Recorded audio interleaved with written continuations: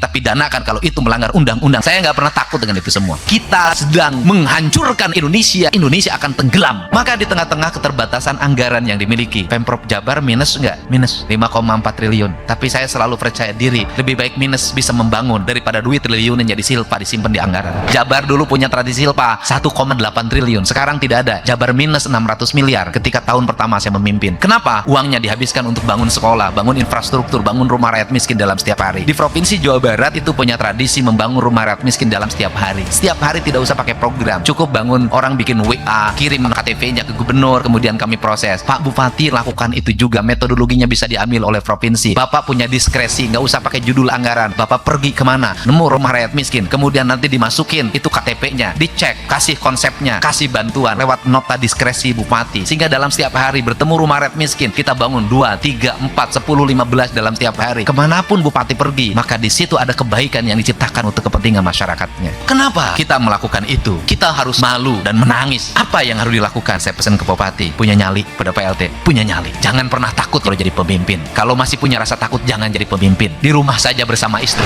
Maka suaranya harus keras. Sungai kotor berpuluh-puluh tahun. Dan saya tahu di sini ada satu sungai yang kotor dan viral. Tadi, Pak, kalau saya kunjungi, itu besoknya berubah lagi. Sudah, nanti bersama gubernur, kita pidanakan kalau itu melanggar undang-undang lingkungan hidup.